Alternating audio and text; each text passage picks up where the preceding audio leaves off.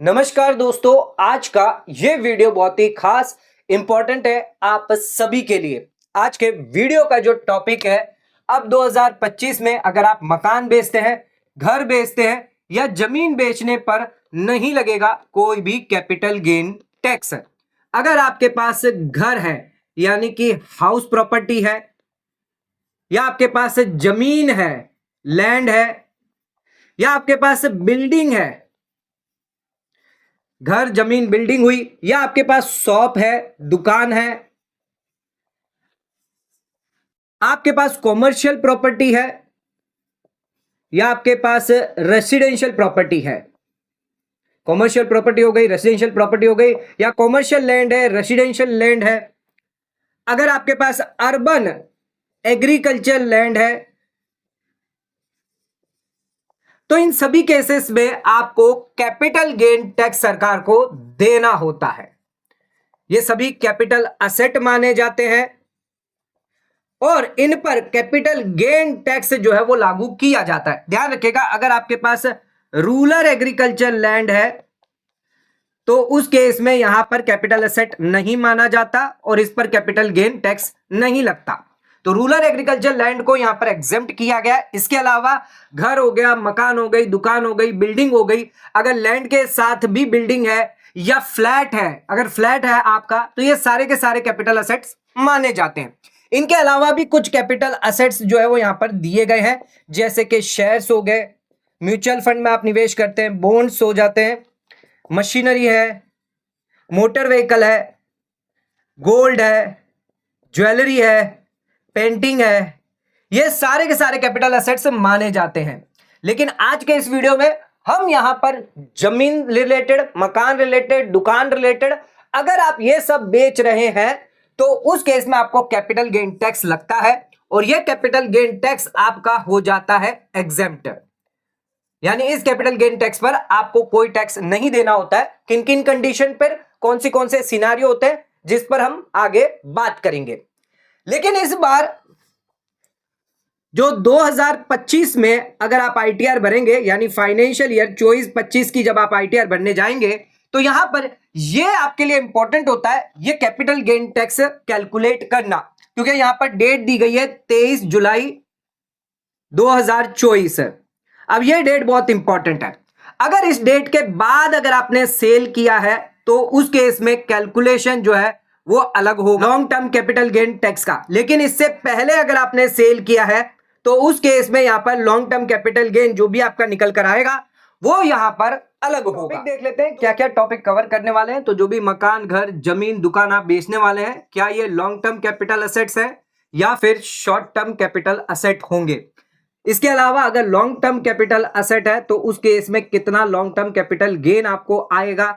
अगर वो short term capital asset है तो उस केस में कितना शॉर्ट टर्म कैपिटल गेन जो है वो यहां पर आने वाला है। यानी कैलकुलेशन देखना है कैसे आप यहां पर कैलकुलेट करने वाले हैं।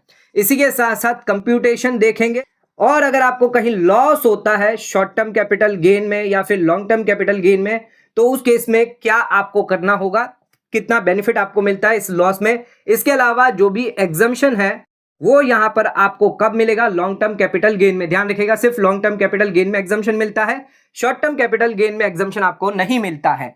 तो long term capital gain, short term capital gain कैसे कैलकुलेट करना है, कैसे प्रॉपर्टी, मकान, दुकान पर आप टैक्स बचा सकते हैं, यानी पूरा का पूरा कैपिटल गेन कैसे आपका माफ होगा, ये भी आज के इस वीडियो में कवर करने वाले हैं।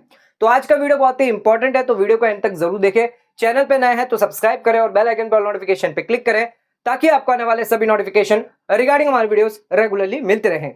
आइए स्टार्ट करते अपना आज के वीडियो को बिना किसी देरी के।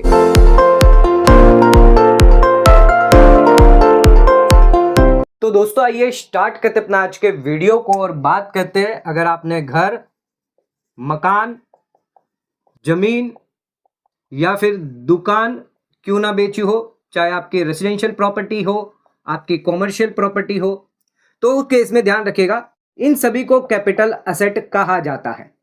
लेकिन यह इंपॉर्टेंट है कब आपका शॉर्ट टर्म कैपिटल असेट होगा और कब आपका लॉन्ग टर्म कैपिटल असेट माना जाएगा। तो इसके लिए क्या करना है, आपको यह ध्यान रखना है आपने बाई कब किया है। तो जब आपने बाय किया है उसके 24 महीने तक आपको देखना है, 24 मंथ्स या फिर 2 साल। अगर यहां पर आपने सेल जो है वो 24 महीने के बाद यानी 2 साल के बाद किया है तो उस केस में लॉन्ग टर्म कैपिटल असेट माना जाएगा। लेकिन अगर आपने 2 साल से पहले ही सेल कर दिए प्रॉपर्टी, मकान, दुकान, जमीन, तो उस केस में शॉर्ट टर्म कैपिटल असेट माना जाएगा। तो यहां पर अगर आपने 2 साल के बाद बेचा है तो लॉन्ग टर्म कैपिटल असेट, 2 साल से पहले बेचा है तो short term capital asset. Short term capital asset जो भी होगा, ध्यान रखिएगा, ये जो टैक्स आपका लगेगा इस पर कैपिटल गेन जो टैक्स लगेगा वो स्लैब बेसिस पर देखा जाएगा। यानी यहां पर कोई भी स्पेशल टैक्स रेट है ना, ये 10%, 20% ऐसे नहीं लगेगा। ये आपका स्लैब बेसिस पर होगा जिसमें आपको बेसिक एग्जम्पशन लिमिट का भी फायदा मिल जाता है। बेसिक एग्जम्पशन लिमिट का भी फायदा मिल जाएगा, स्लैब बेसिस पर है, स्पेशल टैक्स रेट नहीं है, तो रिबेट 87A का भी फायदा मिल जाएगा। तो 2.5 लाख रुपया, 3 लाख रुपया, या फिर अगर आप सीनियर सिटीजन है, सुपर सीनियर सिटीजन है तो 5 लाख का फायदा मिलेगा। और न्यू टैक्स रिजिम में जाते हैं तो 7 लाख रुपए तक का फायदा आपको मिल जाता है फाइनेंशियल ईयर 24-25 में। तो शॉर्ट टर्म कैपिटल असेट्स है, यहां पर आपको डेट नहीं देखनी, 23 जुलाई यहां पर नहीं देखनी, क्योंकि यहां पर आपकी स्लैब बेसिस पर है, तो स्लैब बेसिस में कोई भी चेंज नहीं है। जो भी डेट है वो लॉन्ग टर्म कैपिटल गेन के लिए होगी। इसके लिए कंप्यूटेशन दिया गया शॉर्ट टर्म कैपिटल असेट का। तो जो भी आप सेल करेंगे लेस यहां पर करना है कॉस्ट ऑफ एक्विजिशन, यानी जो भी आपने परचेज करी है उसको लेस कर देना है। इसी के साथ साथ अगर कोई इंप्रूवमेंट करवाया है, खर्चा किया है, तो कॉस्ट ऑफ इंप्रूवमेंट जो है वो भी यहां पर लेस कर देंगे। तो शॉर्ट टर्म कैपिटल गेन निकल कर आएगा। इस पर आपको इनकम टैक्स स्लैब बेसिस के हिसाब से आपका टैक्स लग जाएगा इस कैपिटल गेन पर। ये अब बात करते हैं लॉन्ग टर्म कैपिटल गेन कितना आपको लगेगा। शॉर्ट टर्म तो हमने आपको बता दिया था स्लैब के हिसाब से, लेकिन यहां पर लॉन्ग टर्म कैपिटल गेन निकालना यहां पर बहुत ही जरूरी है। 2024-25 की आईटीआर अगर आप फाइल करते हैं तो यहां पर 2 अलग अलग तरीके से आपको निकालना पड़ेगा।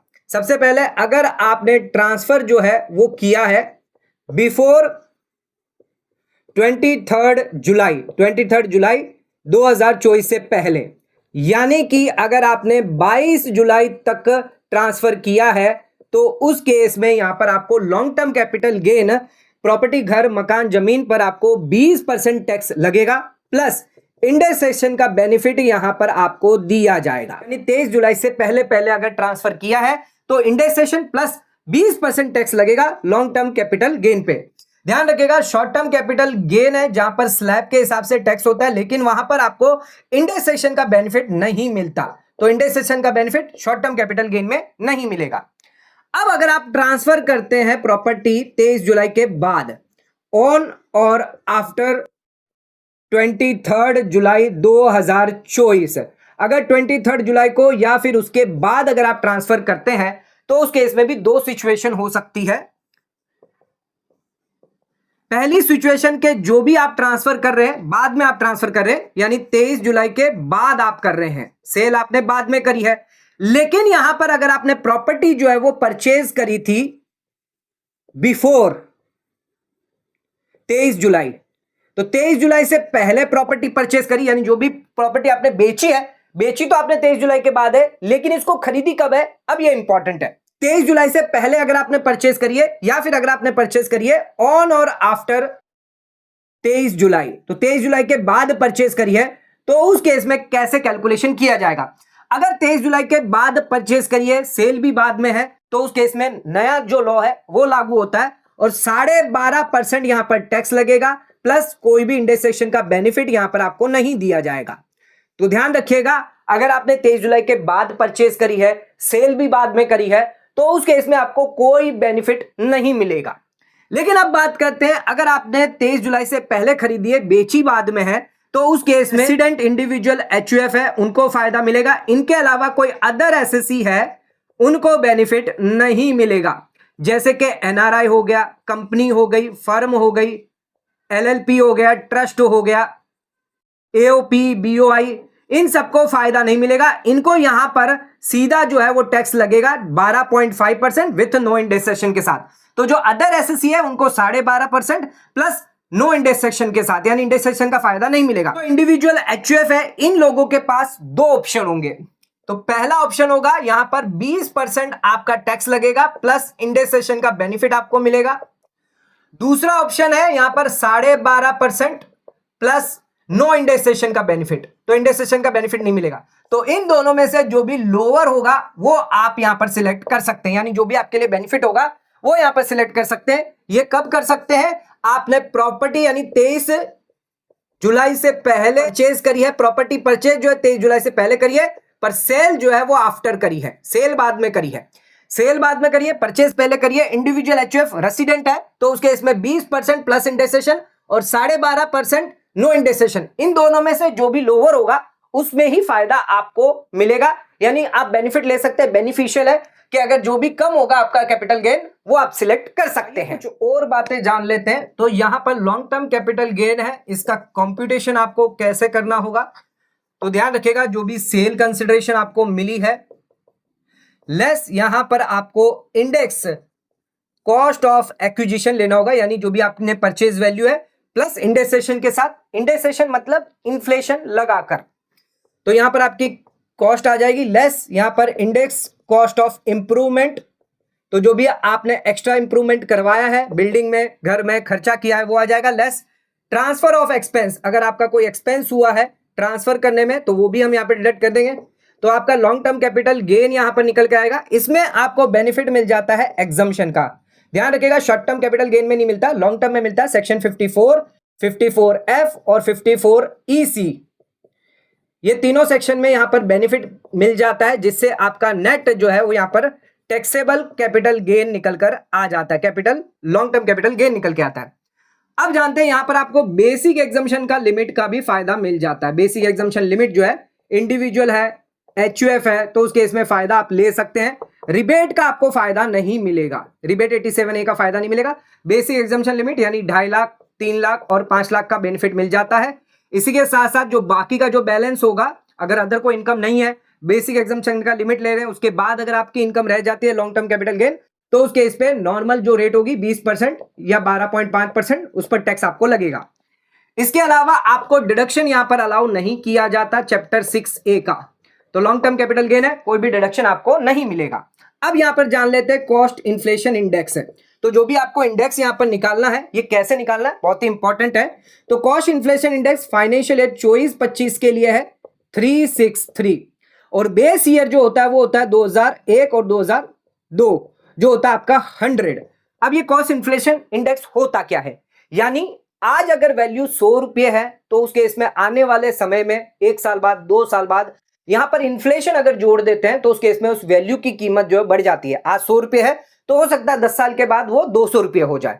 तो हमें यहां पर इंडेक्सेशन यानी कॉस्ट इन्फ्लेशन इंडेक्सेशन जो है वो यहां पर देखना होता है। आप गूगल पर जाकर कहीं पर भी CII या कॉस्ट इन्फ्लेशन इंडेक्स लिखेंगे तो सारे ईयर की कॉस्ट इन्फ्लेशन इंडेक्स दी गई है, आप उससे कैलकुलेट कर सकते हैं।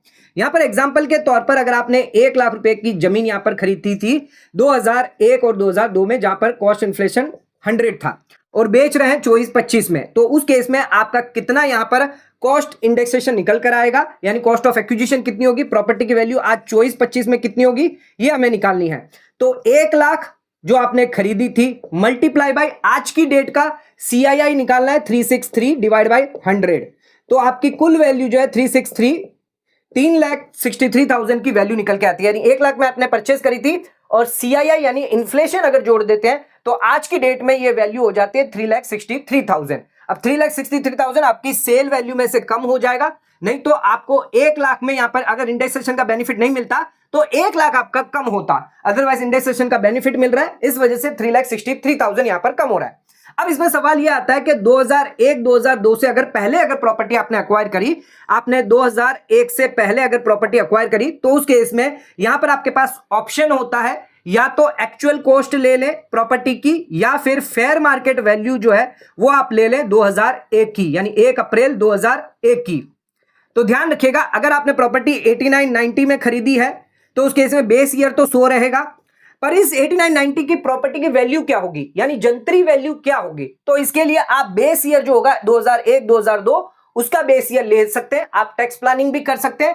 अगर आपने 2001 और 2002 के हिसाब से भले ही आपने प्रॉपर्टी 89-90 में खरीदी हो, लेकिन इसका यहां पर प्रॉपर्टी की जंतरी वैल्यू निकाल लेते हैं, यानी इस डेट की निकाल लेते हैं, तो उस केस में जो आपका कैपिटल गेन है वो रिड्यूस हो जाता है कहीं ना कहीं, क्योंकि आपकी जो प्रॉपर्टी की जो वैल्यू है वो बढ़ जाती है। हमने ऑलरेडी बताया था कि जैसे जैसे ईयर बढ़ता है वैसे वैसे आपकी प्रॉपर्टी की वैल्यू जो है इन्फ्लेशन की वजह से बढ़ जाती है। तो अगर जितने ज्यादा पीरियड का आप यहां पर लेंगे जंतरी वैल्यू, उतना ज्यादा आपकी कॉस्ट होगी, जिसमें सेल में कम कर देंगे तो आपका कैपिटल गेन कम निकल कर आ जाता है। आ जाते हैं अपने एग्जाम्पल पे। मिस्टर एक्स ने फ्लैट बाई किया है 1 जनवरी 2017 को 20 लाख रुपए में, और वहीं सेल कर दिया साथ में 1 अगस्त 2024 में 60 लाख रुपए में। तो 2017 में बाई किया था, 2024 में बेचा है, 2 साल से ज्यादा है, तो आपका यहां पर लॉन्ग टर्म कैपिटल गेन निकल कर आता है। तो फाइनेंशियल ईयर 24-25 यानी असेसमेंट 25-26 के लिए यहां पर आपका लॉन्ग टर्म कैपिटल गेन जो है वो क्या होगा वो जानते हैं। यहां पर हमने इन्फ्लेशन यानी कॉस्ट इन्फ्लेशन इंडेक्स लिख लिया है, 2017-18 का 264 होगा और 2024-25 का 363 है। इसी के साथ यहां पर अगर 1 मई को बेचा है यानी जुलाई से पहले बेचा है तो क्या सिनारियो होगा, जुलाई के बाद बेचा है यानी अगस्त में बेचा है, तो उस केस में टैक्स कैलकुलेट आपको करना होगा। सबसे पहले कैलकुलेट करते हैं, आपने 1 अगस्त में बेचा है यानी 23 जुलाई के बाद बेचा है, तो यहां पर आपको 2 ऑप्शन देखने, ऑप्शन 1 और ऑप्शन 2। पहले ऑप्शन में हम देख लेते हैं, तो यहां पर 60 लाख की सेल है जिसमें हम लेस करते हैं इंडेक्सेशन के साथ। तो यहां पर जो 20 लाख रुपए है इस पर इंडेक्सेशन लगाते हैं, तो इंडेक्सेशन आपको लगाना है 363 में, मल्टीप्लाई बाय 363 डिवाइड बाय आपको करना है 264 से। तो जो आपने सेल किया पहले ऊपर वो आएगा, फिर जो आपके बाई की डेट होगी CII वो आपकी नीचे आएगी। तो यहां पर आपका निकल कर आता है 27,50,000 रुपए, यानी कैपिटल गेन जो होगा आपका लॉन्ग टर्म कैपिटल गेन वो होगा 32,50,000 रुपए। अब ये 32,50,000 इंडेक्सेशन हमने लिया है, 20% कैलकुलेट करना है, तो इस पर 20% अगर कैलकुलेट करेंगे तो 6.5 लाख रुपए आपके निकल के आएंगे टैक्स है। तो कैपिटल गेन टैक्स आपका होगा 6.5 लाख रुपया। ये पहला ऑप्शन है। अब दूसरा ऑप्शन देख लेते हैं, 60 लाख में आपने बेचा है, यहां पर इंडेक्सेशन का बेनिफिट नहीं लेंगे क्योंकि 12.5 के हिसाब से 12.5 प्लस नो इंडेक्सेशन, जो दूसरा ऑप्शन है ये 20% प्लस इंडेक्सेशन का था आपका। तो 12.5 नो इंडेक्सेशन है, 60 लाख माइनस सीधा 20 लाख हो जाएगा। यहां पर हम 27 लाख नहीं लेंगे क्योंकि यहां पर हमारी जो रेट है वो 12.5 होगी, तो यहां पर 40 लाख का आपका लॉन्ग टर्म कैपिटल गेन होगा। इस पर अगर टैक्स कैलकुलेट करें तो उस केस में 5 लाख रुपए निकल कर आएंगे। तो आप देख सकते हैं पहले केस के अंदर 20% टैक्स रेट था जहां पर 6.5 लाख है, और दूसरे केस में 5 लाख है। तो दोनों में से कोई भी ऑप्शन आप ले सकते हैं, यानी जो लोअर होगा यही आप सिलेक्ट करेंगे। तो यहां पर ऑप्शन 2 जो है वो सिलेक्ट किया जाएगा। अब दूसरा सवाल आता है, अगर आपने 1 मई को बेचा है यानी 23 जुलाई के बाद बेचा है, तो उस केस में यह ऑप्शन आपके पास अवेलेबल नहीं होगा, आपको 6.5 लाख रुपया ही टैक्स देना होगा, क्योंकि यहां पर आपको 20% विद इंडेक्सेशन के साथ बेनिफिट मिलता है, तो 6.5 लाख रुपया आपका टैक्स लग गया। यानी आप देख सकते हैं बजट में सरकार ने आपको बेनिफिट दिया है, आपको 1.5 लाख का फायदा मिल जाता है, 1.5 लाख का आपका टैक्स सेविंग हो जाता है अगर आप 23 जुलाई के बाद सेल करते हैं। तो सेल आपने 60 लाख किया था, परचेज आपका 20 लाख था, यानी लॉन्ग टर्म कैपिटल गेन आपका 40 लाख हुआ, जिस पर आपको 5 लाख का टैक्स बन जाता है विदाउट इंडेक्सेशन के केस में। तो अब ये जो 40 लाख है इस पर पूरा का पूरा टैक्स कैसे आप बचा सकते हैं, पूरा का पूरा कैपिटल गेन जो है 5 लाख कैसे आप जीरो कर सकते हैं, इसके लिए 3 ऑप्शन आपके पास दिए हैं। सबसे पहले ऑप्शन की बात करते हैं तो यहां पर सेक्शन 54 के तहत आपको एग्जम्पशन मिल जाता है, जो भी आप कैपिटल गेन इन्वेस्टमेंट करते हैं, यानी ये जो 40 लाख रुपया है अगर आप ये इन्वेस्टमेंट करते हैं तो उस केस में आपको फायदा बेनिफिट दिया जाएगा, पूरा का पूरा 5 लाख रुपया आपको जीरो हो जाएगा, 1 रुपया भी टैक्स आपको नहीं देना है। लेकिन यहां पर कुछ कंडीशन है। सबसे पहले यहां पर सिर्फ इंडिविजुअल और HUF को अलाउ किया जाएगा, यानी अगर कोई कंपनी है, फर्म है, पार्टनरशिप फर्म है, LLP है, तो उस केस में एग्जम्पशन यहां पर नहीं मिलेगा। इसी के साथ साथ आपको सेल क्या करनी है, तो लॉन्ग टर्म कैपिटल असेट होना चाहिए, यानी रेसिडेंशियल हाउस प्रॉपर्टी होनी चाहिए। रेसिडेंशियल हाउस होना चाहिए जिसको आपने बेचा है, चाहे बिल्डिंग हो या फिर लैंड हो।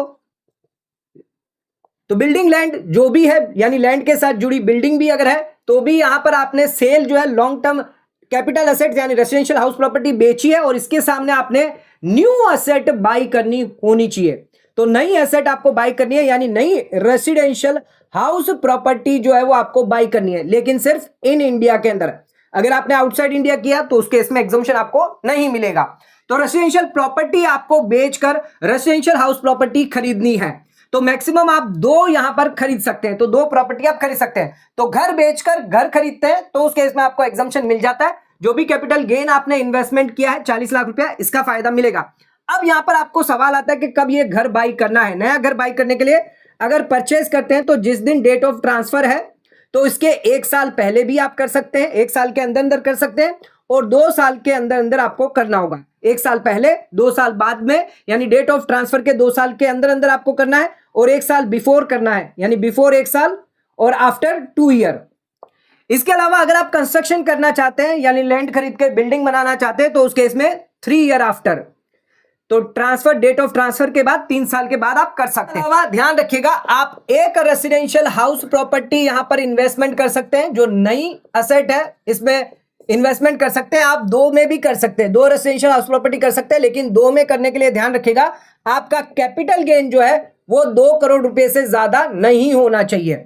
अगर 2 करोड़ के अंदर है तो उस केस में 2 रेसिडेंशियल हाउस प्रॉपर्टी में भी आप निवेश कर सकते हैं। यानी अगर आपने मुंबई की प्रॉपर्टी जो है वो बेची और उसमें आपने जयपुर की प्रॉपर्टी और जोधपुर की प्रॉपर्टी खरीदी तो उस केस में 2 करोड़ के अंदर है तो उस केस में इन दोनों घर का आपको एग्जम्पशन मिल जाएगा। लेकिन अगर वापस जयपुर की बेचकर अगर आपने पूना या बड़ौदा की प्रॉपर्टी खरीदी है तो उस केस में सिर्फ एक का ही एग्जम्पशन मिलेगा। तो एग्जम्पशन जो 2 हाउस रेसिडेंशियल हाउस प्रॉपर्टी का मिलेगा, एक तो 2 करोड़ के अंदर होना चाहिए और ये सिर्फ 1 टाइम एग्जम्पशन आपको दिया जाएगा, तो एक ही बार यहां पर एग्जम्पशन आपको मिलेगा। साथ इसमें मैक्सिमम कैप रखी गई है 10 करोड़ की, यानी जो नया असेट आप बाई करेंगे 10 करोड़ से ज्यादा यहां पर आप इन्वेस्टमेंट नहीं कर सकते, यानी एग्जम्पशन आपको 10 करोड़ से ज्यादा नहीं दिया जाएगा। ध्यान रखिएगा, लॉन्ग टर्म कैपिटल गेन आपको 7 करोड़ का हुआ है, नई एसेट बाई करी आपने 12 करोड़ की, तो मैक्सिमम कितने तक की आप बाई कर सकते हैं? 10 करोड़ तक की। लेकिन अगर आपने कैपिटल गेन ही 7 करोड़ का इन्वेस्टमेंट किया है तो एग्जम्पशन कितना मिलेगा आपको सेक्शन 54 के तहत? 7 करोड़ का।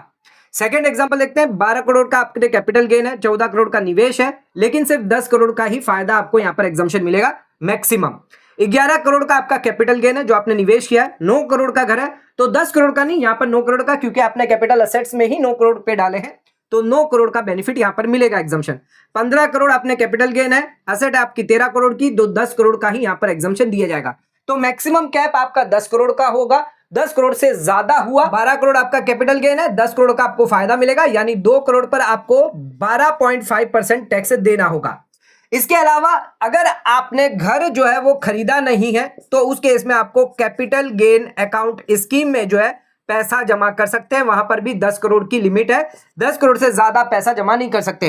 यानी आपने घर तो बेच दिया लेकिन अभी खरीदा नहीं है, ढूंढ रहे हैं, तो रिटर्न फाइल करने से पहले पहले कैपिटल गेन अकाउंट स्कीम में आप जमा कर सकते हैं। तो ये सारी कंडीशन अगर आप कंप्लाई करते हैं तो सेक्शन 54 के तहत आपका पूरा का पूरा 5 लाख का कैपिटल गेन जो है वो जीरो होगा, यानी एग्जम्पशन दे दिया जाएगा। सेकंड एग्जम्पशन पर तो सेक्शन 54EC के अंदर आपको फायदा मिलता है। आपका जो भी कैपिटल गेन है अगर आप इसको इन्वेस्टमेंट करते हैं स्पेसिफाइड बॉन्ड में, तो ध्यान रखिएगा यहां पर कोई भी एसएससी जो है वो यहां पर निवेश कर सकता है, चाहे आप इंडिविजुअल हो, एचयूएफ हो, कंपनी हो या फिर फर्म हो, एलएलपी हो, कोई भी यहां पर निवेश कर सकता है। लॉन्ग टर्म कैपिटल असेट होनी चाहिए, यानी आपके यहां पर बिल्डिंग हो सकती है, बिल्डिंग या लैंड या फिर बोथ, चाहे वो रेसिडेंशियल हो या फिर कॉमर्शियल हो। सेक्शन 54 के अंदर हमने देखा था सिर्फ रेसिडेंशियल प्रॉपर्टी के बारे में, लेकिन यहां पर अगर आप